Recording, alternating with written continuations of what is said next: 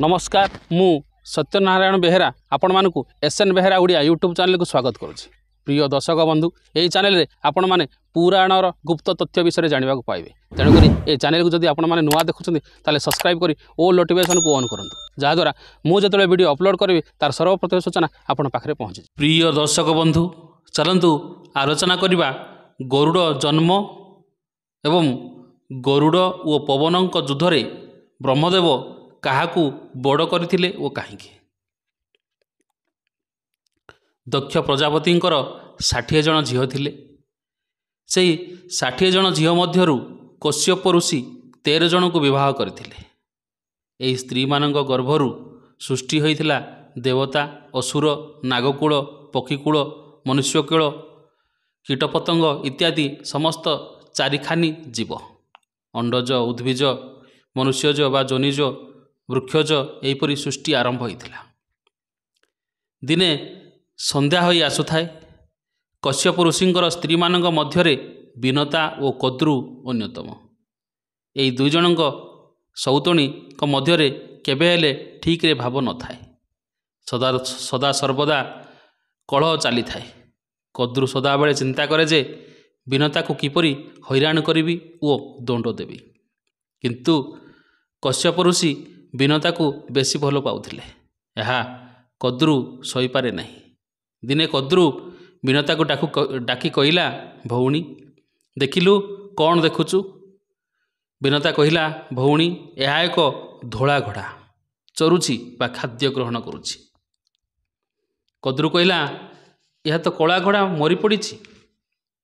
हौ काली सकाळे देखिबा कला ना धला। जदि धला होइथिबो मु तोर दासी हेबी, आउ जदि कला होइथिबो ताले तू हेबु मोर दासी। विनता मु ठीक कहिछि बोली अचिंतारे निद्रा गला।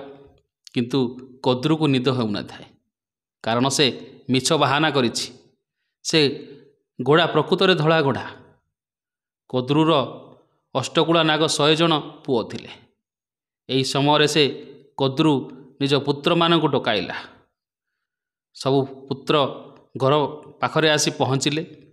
समस्ते पचारिले, कौन होइछि माँ कह? कद्रु कहिला, पुत्र शुण शुण। संध्या समय तुमर सानमा विनता को एक घोड़ा देखाइली।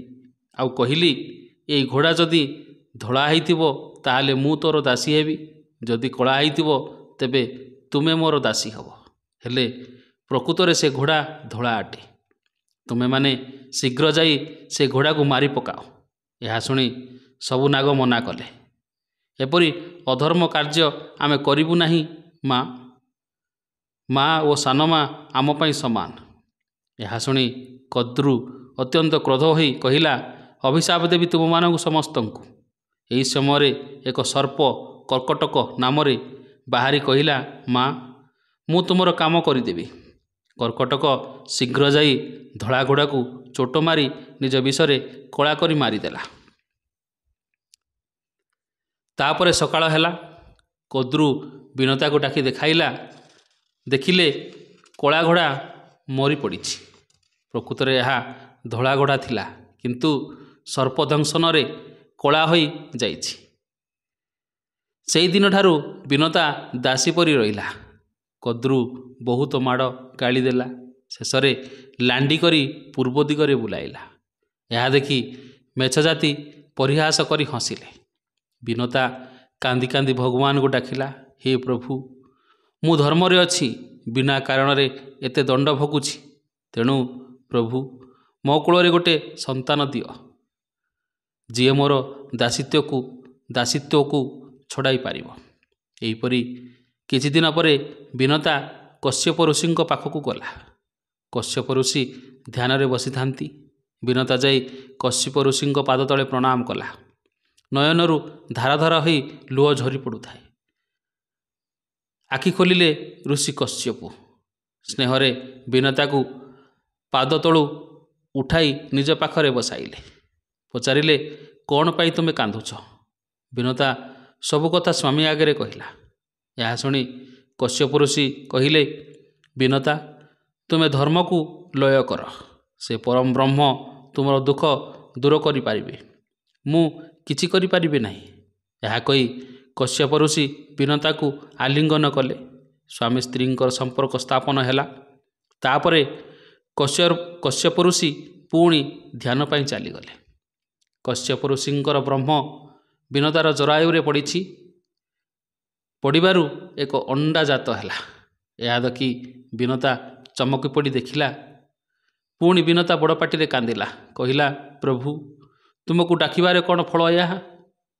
ଅଣ୍ଡାରୁ ତ ପକ୍ଷୀ ଜାତ ହେବ, ସେ ତ ସର୍ପମାନଙ୍କର ଆହାର ହେବ। ମୋତେ ଦାସୀପଣରୁ କିଏ ବା ମୁକ୍ତି କରିପାରିବ? ଏହିପରି କିଛି ସମୟ ପରେ ପୁନର୍ବାର ଆଉ ଏକ ଅଣ୍ଡା ଜାତ ହେଲା। ବିନତା କ୍ରୋଧରେ ପଛରେ ଯେଉଁ ଅଣ୍ଡା ଜନ୍ମ ହେଲା ତାକୁ ହାତରେ ଧରି ଦୂରକୁ ଫିଙ୍ଗିଦେଲା। ସେହି ଫିଙ୍ଗା ଅଣ୍ଡାରୁ ଏକ ଲାଲ ବର୍ଣ୍ଣ ହୋଇ ଏକ ପୁତ୍ର ଜନ୍ମ ହେଲା। ସେ ପୁତ୍ର କହିଲା, ମା, କେଉଁ କର୍ମ କଲୁ ତୁ? ମୋତେ କ୍ରୋଧରେ ଫିଙ୍ଗିଦେଲୁ। ଯଦି ତୁମେ ଅଣ୍ଡାକୁ 21 ଦିନ ରଖିଥାନ୍ତ ତେବେ ମୁଁ ବଳଶାଳୀ ହୋଇ ଜନ୍ମ ହୋଇଥାନ୍ତି। ଆଜି ମୁଁ ଦୁର୍ବଳ ହୋଇ ଜନ୍ମ ହେଲି। ମୁଁ କିପରି ଏହି ସଂସାରରେ ବଞ୍ଚିବି? ବିନତା ଆଶୀର୍ବାଦ ଦେଇ କହିଲା, ପୁତ୍ର ତୁମେ ସ୍ୱର୍ଗପୁର ଯାଅ, ସେଠାରେ ସୂର୍ଯ୍ୟଦେବଙ୍କର ସାରଥୀ ହୋଇ ରହିବ। ତେଣୁ ସୂର୍ଯ୍ୟଦେବଙ୍କର ସାରଥୀ ଅରୁଣ ବିନତା ଓ କଶ୍ୟପ ଋଷିଙ୍କର ସନ୍ତାନ ଥିଲେ। ପ୍ରଥମେ ଯେଉଁ ଅଣ୍ଡା ଜନ୍ମ ହୋଇଥିଲା ତାହା ଅଛି, କିନ୍ତୁ ଦ୍ୱିତୀୟରେ ଯେଉଁ ଅଣ୍ଡା ଜନ୍ମ ହୋଇଥିଲା ତାହା ଫୁଟି ପୁତ୍ରଜାତ ହୋଇଥିବାରୁ ସେ ବଡ଼ ହୋଇଥିଲା। ତେଣୁ ଅରୁଣ ଗରୁଡ଼ର ବଡ଼ ଭାଇ ଅଟେ। ତାପରେ 21 ଦିନ ଗଲା। ସେହି ଅଣ୍ଡାରୁ ଏକ ପୁତ୍ର ଜନ୍ମ ହେଲା। ସେ ପୁତ୍ର ବିରାଟକାୟ ଥିଲା। ସେ ପୁତ୍ରର ରୂପ ଏକ ପକ୍ଷୀ ପରି ଡେଣା ଥଣ୍ଟ ନଖ ଅଛି। ଡେଣା ଝାଡ଼ି ଦେବାରୁ ତ୍ରିଭୁବନ କମ୍ପି ଉଠିଲା। ସେହି ପୁତ୍ର ବଡ଼ ପାଟିରେ କହିଲା, ମା, ମୋତେ ଖାଇବାକୁ ଦେ। ପୁତ୍ରର ବଡ଼ ପାଟି ଶୁଣି ମା ବିନତା ତାକୁ ନାମ ଦେଲା ଗରୁଡ଼। ପୁତ୍ର ଆଗରେ ନିଜର ଦୁଃଖ କାହାଣୀ କାନ୍ଦି କାନ୍ଦି ବିନତା ସବୁ କହିଲା। ପ୍ରକୃତରେ ଯଦି ତୁ ମୋର ପୁତ୍ର ହୋଇଥିବୁ ତେବେ ମୋତେ ଦାସୀପଣରୁ ମୁକ୍ତି କରିବୁ, ମେଛ ଜାତିକୁ ସଂହାର କରିବୁ, ନାଗକୂଳକୁ ମାରିବୁ, ତାପରେ ଯାଇ ତୋର ମାତୃ ଋଣ ସୁଝିବୁ, ମୋତେ ଦାସୀପଣରୁ ମୁକ୍ତି କରିବୁ।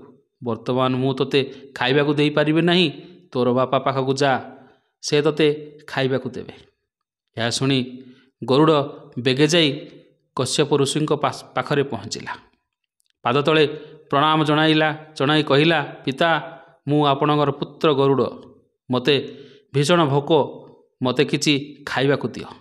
ଏହା ଶୁଣି ଋଷି କହିଲେ, ପୁତ୍ର ବାବୁ, ଏଠାରେ ତୋତେ ଖାଇବାକୁ ଦେବା ପାଇଁ କୌଣସି ଖାଦ୍ୟ ନାହିଁ। ତ୍ରିକୁଟ ସରୋବରରେ ହାତୀ କଇଁଛ ଯୁଦ୍ଧ ଚାଲିଛି। ସେଠାକୁ ଯାଅ ଧନ, ହାତୀ କଇଁଛକୁ ଖାଇବୁ। ଏହା ଶୁଣି ଗରୁଡ଼ ଯଥାଶୀଘ୍ର ଆକାଶରେ ଉଡ଼ି ଯାଇ ତ୍ରିକୁଟ ସରୋବରରେ ପହଞ୍ଚିଲା। ଦେଖିଲା ହାତୀ ଅଛି। ଗରୁଡ଼ ହାତୀର ପିଠିରେ ନିଜର ନଖ ଦ୍ୱାରା ଧରି ଟେକିଦେଲା।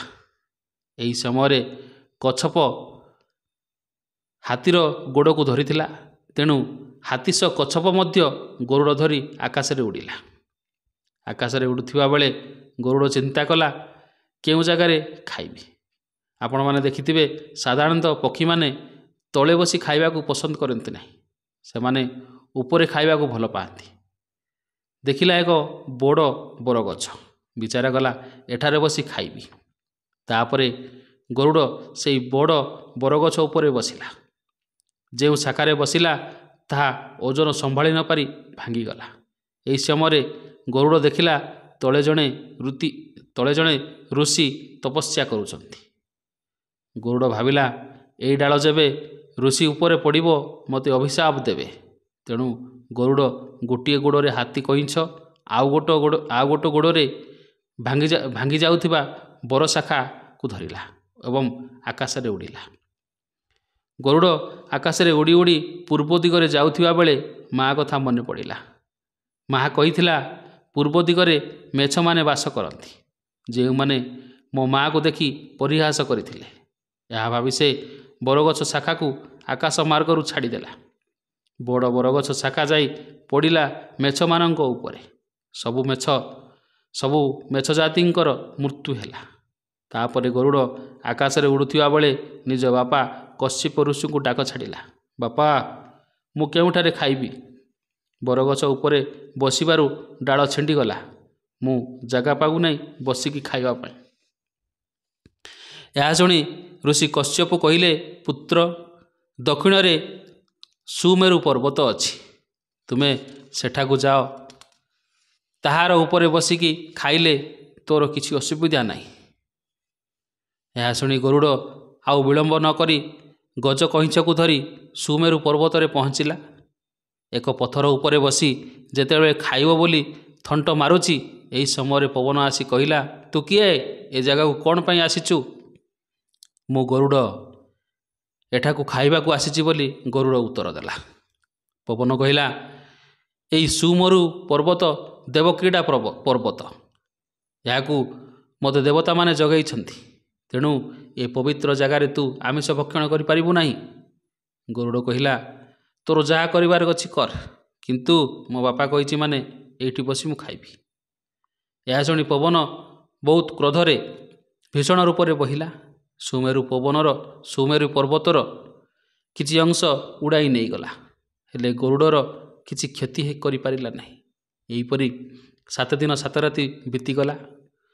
ପବନର ଭୟଙ୍କର ରୂପକୁ ଦେଖି ଦେବବର ବ୍ରହ୍ମା ବିଚାର କଲେ, ଯଦି ପବନ ବହିବା ବନ୍ଦ ନ କରେ ତେବେ ଏ ସୃଷ୍ଟି ନଷ୍ଟ ହୋଇଯିବ।